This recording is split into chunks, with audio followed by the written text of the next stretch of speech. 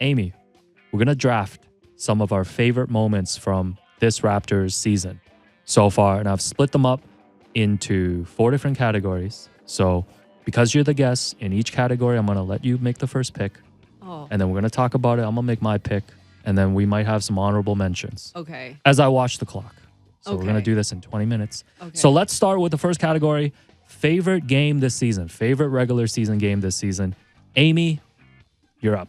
I think this is an easy one. It's got to be Fred's All-Star selection game. Oh, I'm surprised you made that pick, but okay, go on. I think you're joking, right? No, you're no, not. no. Okay, but go on. For me, so first of all, it was a Sportsnet broadcast, so it was awesome. Okay. Got to cover that. But I think it was just, I always say this, I don't know if Fred realizes how he's impacted so many people, including myself, like this whole bet on yourself. And I mean, I'm not saying, like he's defined my whole existence or anything. No, but you can relate to it. Yeah, like this guy, and I'm not, and I think it's easy for us to be like, oh, he works so hard.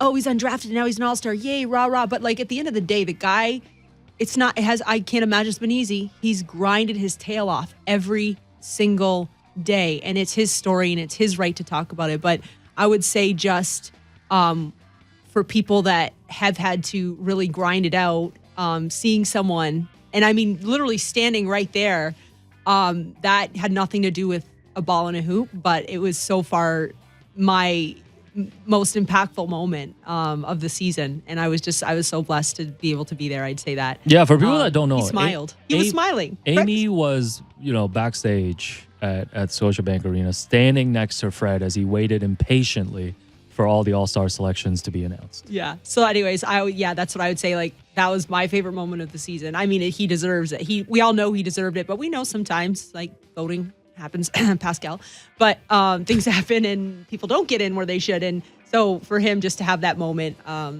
So that's because this is for the favorite like regular season game. Yeah, I mean, I definitely have honorable Moment. mentions. Yeah, that is your moment. That's the game so far. I would go, you know what? This is really tough for me because there were a lot of satisfying wins for me. I'm going to have to go with a triple overtime win in Miami. Yeah. I'm going to have to go with that one because for me, there was so much talk going into that game because Nick Nurse had been running basically a 6-man rotation for a couple weeks, and they weren't getting results, right? Like they had played in Miami, I think just the week before and lost. They were in Dallas, played a close game and didn't win at the end. This one, forget about results versus process, all of that stuff. They needed a result. Like they needed to win that game. And for them and for the starters to all play, I don't remember, like 53 minutes, 55 minutes, 58 minutes. Yeah, 5 guys over 50 minutes. It was an NBA. Yeah, it was ridiculous. History. For them to get that win, and then it propelled them onto that win streak. Yeah, and that it was like started the win streak. And what's crazy about it is like what was required for them to win that game, the physicality, every single possession just felt, everyone says it was almost like a playoff vibe. And I mean, for them to have to do that for 3 overtimes, like you said, with all the minutes, and for them to walk out of there, for sure. I do. I mean, I gave you the like bigger moment, but in terms of hoops, that was an awesome game.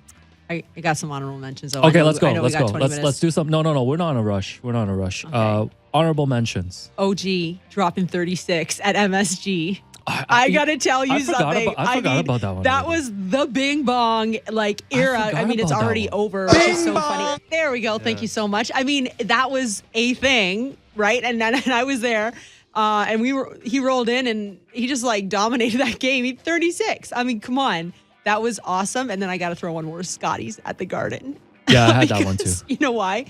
That was my first NBA game, and I was in the first half like.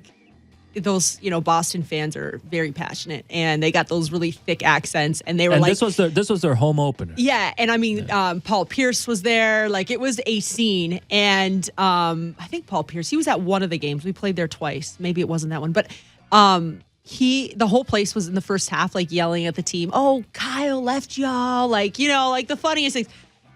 When I tell you.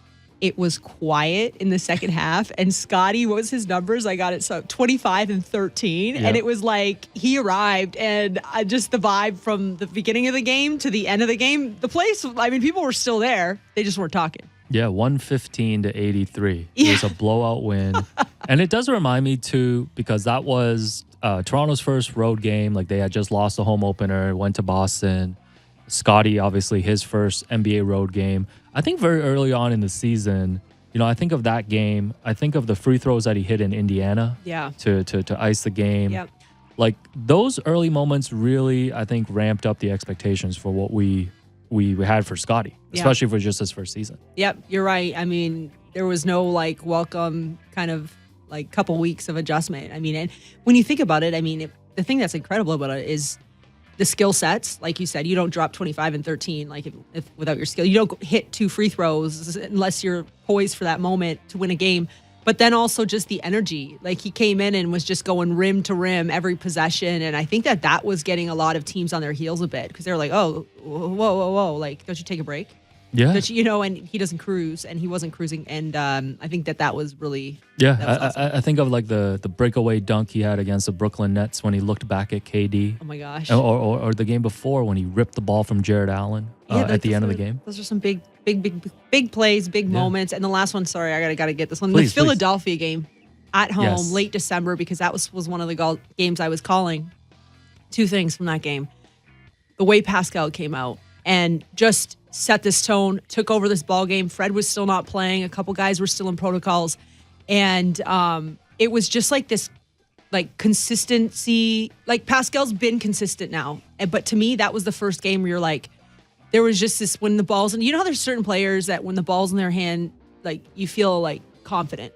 And that was against Philly. Like they go, and that was against Joel Embiid. And I mean, he just took complete command of that game. They ended up losing the game, but it was such a close game the entire time. And I thought that was like for me the first time this season. I don't think Pascal was bad when he started. I thought he's been pretty solid, but that was from late December till now. He's been just like had his foot on the gas in terms of consistency and production. And it was just like this other kind of level of Pascal that I've seen where it was like, all right, he's got the ball. He's on the court. Something, we can get something going here. And Chris Boucher in that game as well with like the 28 and 19. Come on. That's right. That's another guy whose story is just like incredible. And Raptor show favorite, Chris Boucher. The Will Lou Chris Boucher interview is happening. It is coming soon. And honestly, like, I've been on Team Chris for a very long time. I've covered him in the 905. And so, like, maybe there's just a different, like, appreciation for what he does. No, Chris's story is great. Yeah. I think people don't talk about Chris's story sometimes because, there are so many great stories on this team. And you hear about Fred's story probably the most. Yeah. But there's so many other great stories. I mean, Chris, he like dropped out of school and went and worked as a dishwasher. Yeah. This wasn't that long ago. Yeah. And so to see him kind of overcome a lot of, he was not in a great place. And I think a lot of outside voices didn't help him. My boy William, listen. Yes, I cannot wait. I'm going to like microwave some good popcorn, not the cheap stuff that night. Oh, okay. I didn't know you had different popcorn, shelves. The other one, I'm going to shout out Justin Champagne's almost buzzer beater against OKC.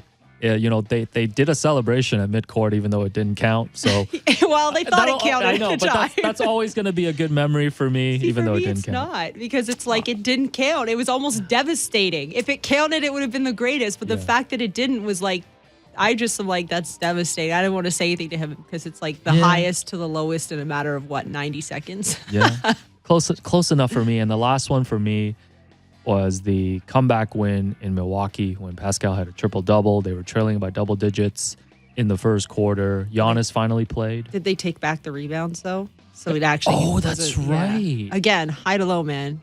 Oh, man. They got to give that... Just give Pascal... It was like a week later, too. And it was the home table. My favorite thing about that game was the Raptors lost in Detroit the night before. No. And that was, until the New Orleans loss, for me, like the worst loss of the season. And for them to bounce back and beat Milwaukee and sweep them in the season series, that was very satisfying.